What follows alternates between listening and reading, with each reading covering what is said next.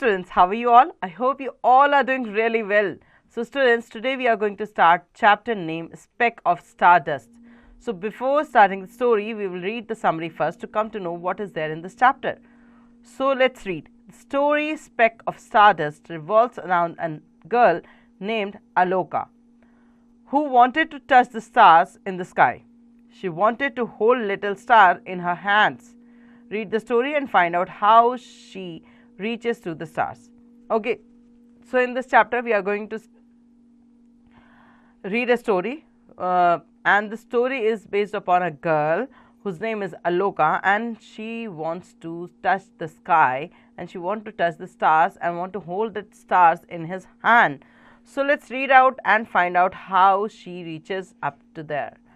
Once upon a time there was a little girl called Aloka who wanted to touch the stars in the sky. One clear night she would gaze at the tiny stars and wonder what it would be like to hold one in her hand.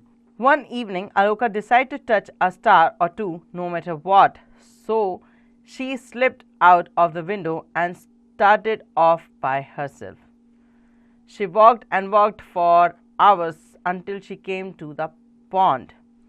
So once upon a time a small girl wanted to touch the stars, whose name is Aloka, and in one clear night he gazed on the sky and see that there are small stars blinking from there. So that evening Aloka decided to touch them. So he come out of his house from his window and start walking, and he walked until she came to a pond. Good evening, she said. I would like to play with the stars in the sky. Have you seen any near here? Ah, yes, groaned the old pond. Every night they shine on my surface. Jump in, my little girl, and you will find them. So when she reached to the pond, she asked the pond, she greeted the pond first, and then she asked the pond that have you ever seen any stars nearby, because she want to play with them. So the old pond groaned and said in his low voice, he said, yes, I have seen them. They every night they shine on my surface, so you can jump in and you can find them inside. Aloka jumped into the pond and swam around, but she could not find any stars. So she set out again across the field. So when pond said to him that you have to jump inside me, then you find the stars. So he jumped into the pond and swam around, but he didn't find any of the stars there. So he come out of the pond and start walking across the field again. After a while she came to little brook, murmuring over its stones. Good evening, brooklet, she said politely. I am trying to reach the stars in the sky so I may play with them. Have you seen any near here? Ah, yes, whispered the brooklet. They shine on my bank. Wade in, my cutie pie, and you will find them. Aloka waded in and paddled around for a while and climbed over all the rocks, but did not find a star. So she tiptoed away across the field. So after some time, when he comes out of the pond and start walking again for finding the stars, he find out that there is a broomstick. He asked that broomstick, have you ever seen any stars nearby? I want to play with them. So the broom whispered and said, yes, they are inside me. You can come in and find out. So they inside on my they shine on my bank, so you can wade in and you can see them. You can find them, one of them here.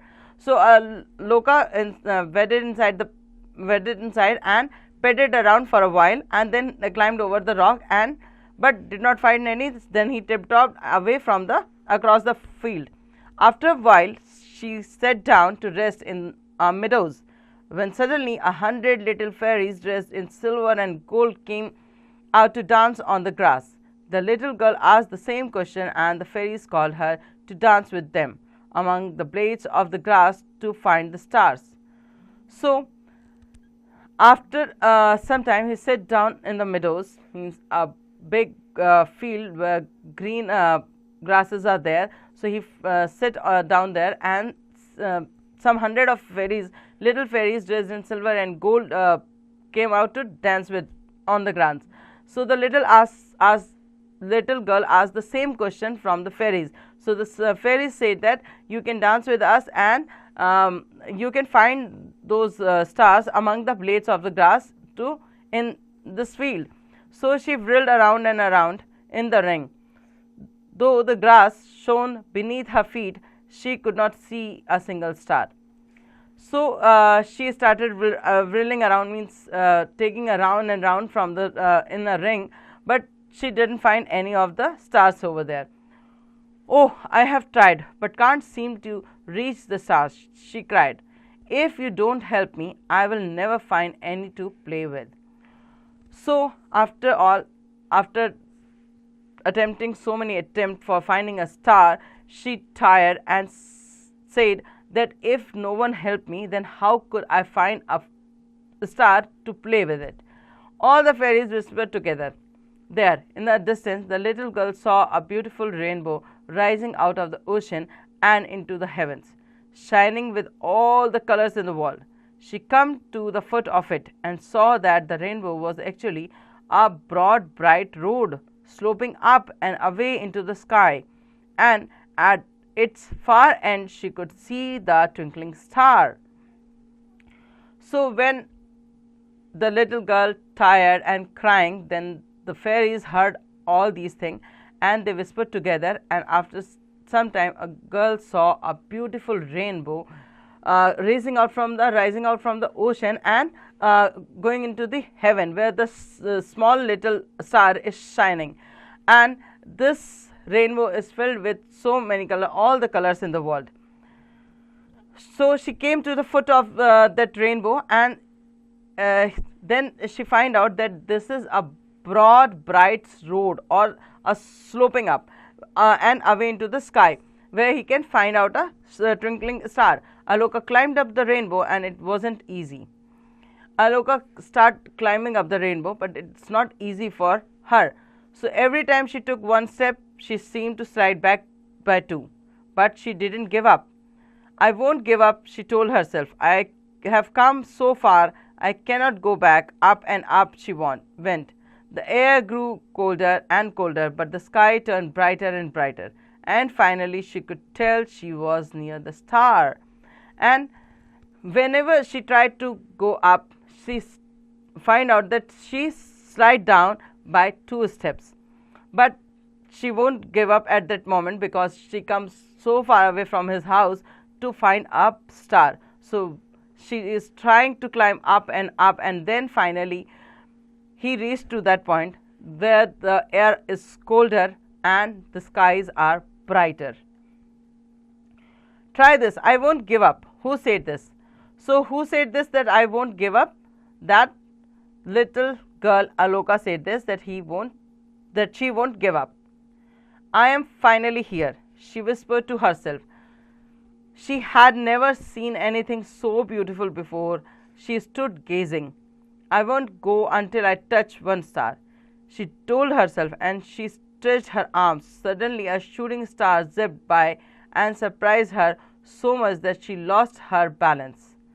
Down she slid, down, down, down the rainbow. The wind got warmer and warmer. She gave a great yawn and small sigh before she knew that she was fast asleep. When Aloka woke up, she found herself in her very own bed. The sun was peeking through her window. Did I really touch the star? She asked herself. Or was it only a dream? So, as we already read that he finally reached to the star, and then when she reached there, she find out, she whispered to herself that she want to touch one of the star. When she stretched her arm and tried to touch that star, suddenly a shooting star zipped by and surprised her, and she fell down from there. She lost her balance and fell down from here, and down came she came down from the rainbow, and then the wind got warmer.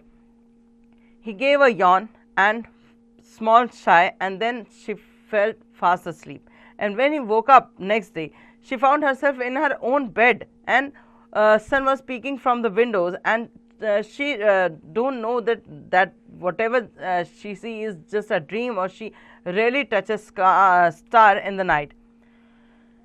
Then she felt something in her hand. When she opened her fist, a tiny light flashed in her palm and at once was gone. Aloka smiled to herself. She knew that it was a speck of the star dust. So after some time, when she wake up and she was thinking about that whether she is dreaming or it's a real thing that he touched a star, she felt something in her hand. So she opened her hand and fist and saw that there is something which is flashing a light from there. So once it seemed, and then it's gone.